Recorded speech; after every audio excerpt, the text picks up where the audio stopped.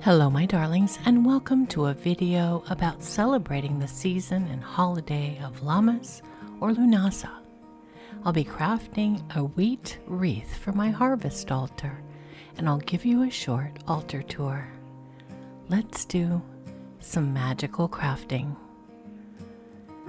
I'm crafting this harvest wreath for my Lammas altar with two simple items: a small 8-inch rattan wreath and some dried wheat stems. All you need are those two items, along with a hot glue gun and a pair of scissors. I'm using the angled, twisted material of the wreath to guide the placement of the wheat stems so that they're angled outward diagonally and swirl around like a sun-shaped circle. And for this reason, I'm carefully picking through my wheat stems to find ones that look similar. I'm trimming them to size with scissors. One other thing I've learned from crafting with these wheat stems is that they tend to break easily right at the base of the stem. So I'm adding a little extra glue there for stability and strength. While I'm crafting this wreath, I wanted to chat about some ways to celebrate the first harvest season. Even if you're on a tight budget or short on time, there are plenty of ways you can bring the spirit of Lammas and Lughnasadh into your life. From quick rituals to budget-friendly crafts and virtual gatherings, it's all about finding what resonates with you and makes you feel connected to the rhythms of the season. Lammas and Lughnasadh are festivals that mark the beginning of the harvest season, celebrated on August 1st.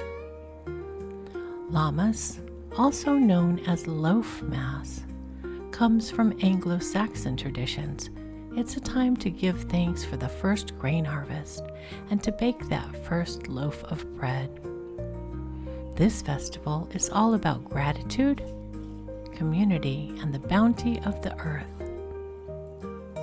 Lughnasadh, on the other hand, has its roots in Gaelic traditions and is named after the Celtic god Lugh, the god of light and craftsmanship. This festival is filled with feasting, games, and bonfires, celebrating the abundance of the season and the hard work that's brought in the first fruits of the harvest. In ancient times, the very first sheaf of grain was cut and used to bake a special loaf of bread. This bread was often blessed and shared with the community. Some traditions also included making corn dollies from the harvested grain, which were kept as good luck charms until the next planting season. I'll link to my corn dolly tutorial video below if you'd like to try making one. Feasting is another key part of these celebrations. Communities would come together to share a meal, featuring freshly baked bread, seasonal fruits, and vegetables. This communal feast was not just about enjoying good food, but also about strengthening the bonds and sharing the abundance with everyone. There were also games and competitions in honor of the god Lugh, or rather to honor his foster mother, Taltio. While Lughnasadh is named after Lugh, it's deeply connected to the story of the goddess Taltio's sacrifice.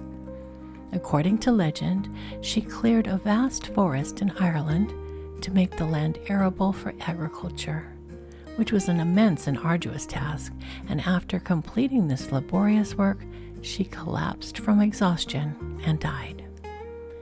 To honor his foster mother's sacrifice and her contribution to the fertility of the land, Lugh instituted a festival in her memory.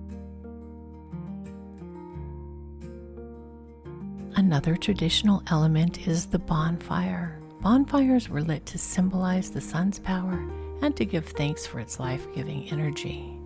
You could gather around a bonfire or even light a small fire pit in your backyard, share stories, sing songs, and while I probably would not be brave enough, if you're feeling adventurous, You can even jump over the flames for good luck and purification. I have some more suggestions of modern ways to celebrate, where I've simply adapted the ancient practice to fit into contemporary life, maintaining their spirit and significance. But first, a short word from this video's sponsor.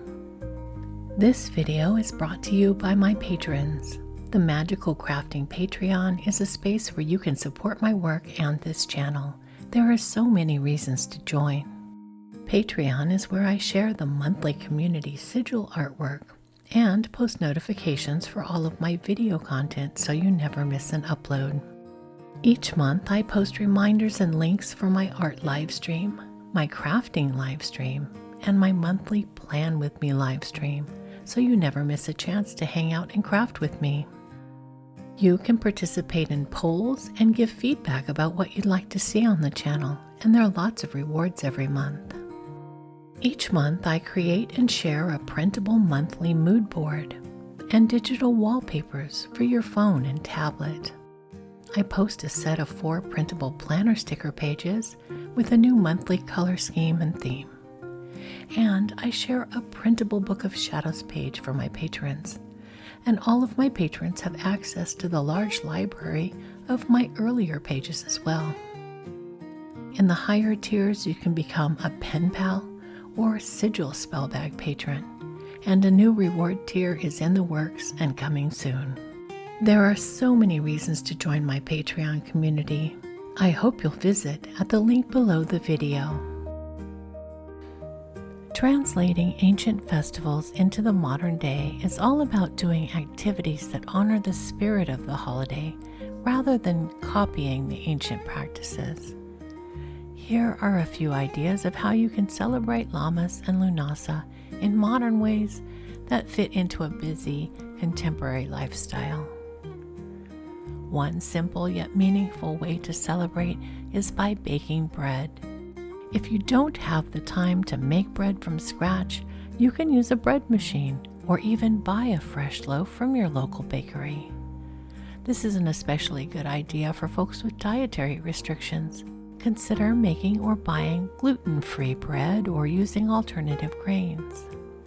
The act of baking and sharing bread connects you to the tradition of the first harvest. Another suggestion is to incorporate seasonal fruits and vegetables into your meals. You can use produce from your garden, or if, like me, you don't have a garden, you could visit a local farmer's market instead. You can make simple, quick recipes that highlight the flavors of the season. Think of dishes like summer salads, grilled vegetables, or fruit tarts. Sharing a meal made with seasonal ingredients is a great way to honor the harvest. And of course, the tried and true suggestion that almost every video gives is to take a walk in nature to appreciate the beauty of the season. You don't need to travel far. A local park or even your backyard can be perfect. I love to walk around my local lake. Bring along a simple picnic with seasonal foods and enjoy the fresh air and the sights and sounds of nature. This helps you connect with the earth and the cycle of the seasons. Of course, my favorite suggestion and what I'm doing in this video is crafting, a subtle way to honor Lu, whose domain is crafting. Get creative by making modern versions of traditional crafts. You could make a corn dolly using materials like paper or fabric if you don't have access to wheat or grass or corn husks. Or try painting or drawing harvest-themed artwork. Arts and crafts can be a fun way to engage with the themes of the festival and create something beautiful. Another thing I love to do are a type of mini ritual. If you're pressed for time, consider short but meaningful rituals. Light a candle and give thanks for your blessings. Or write down things you're grateful for on a small piece of paper and place them in a jar. These mini rituals can be done in just a few minutes, but they can bring a sense of mindfulness and gratitude to your day.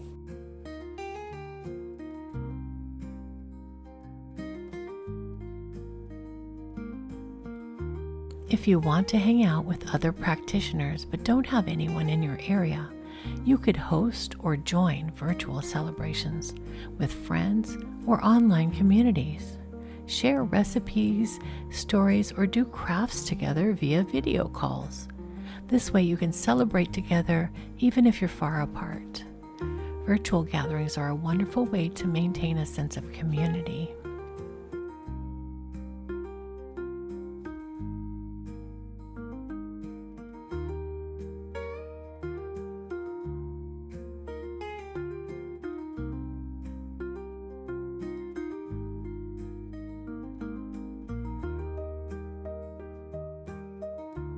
And now, with my wreath complete, I'll give you a quick look at my altar for the season.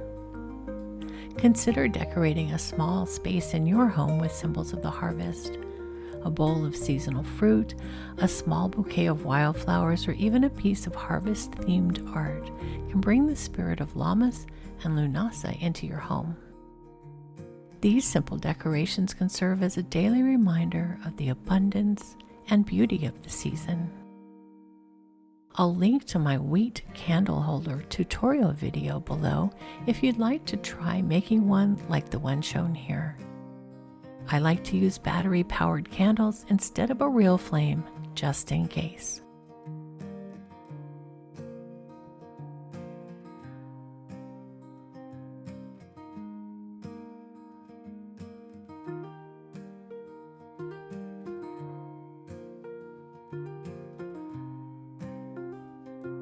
By incorporating these modern celebrations into your life, you can honor the ancient traditions of Lammas and Lughnasadh in ways that are meaningful but manageable. It's all about finding what works for you and bringing a touch of ancient magic into your modern world. I'd love to hear how you celebrate Lammas and Lughnasadh.